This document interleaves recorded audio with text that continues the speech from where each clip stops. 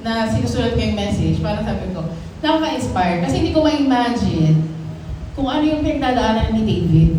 Kumbaga parang, nung binasa ko yung story niya doon sa 1 Samuel, nagpunta siya, kumbaga parang wala siya ginagawang masama eh.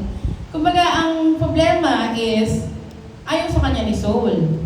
Kumbaga, kasi masyado siyang magaling, masyado siyang, kumbaga very blessed, very anointed. Alam niya lahat, nananalo siya sa mga battle.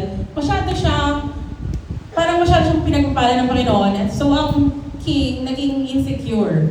Kasi alam niya, nasa kay David ang anointing. Si David ang magiging next king. So, I can just imagine, no? Parang mag-isa siya.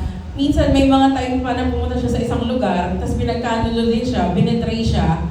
So parang wala na talaga siyang malapitan.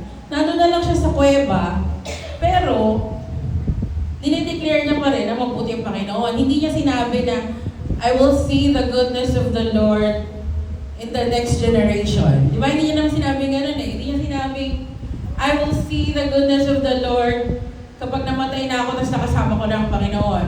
Pero ang sinabi niya, I will see the goodness of the Lord habang siya'y nabubuhay. So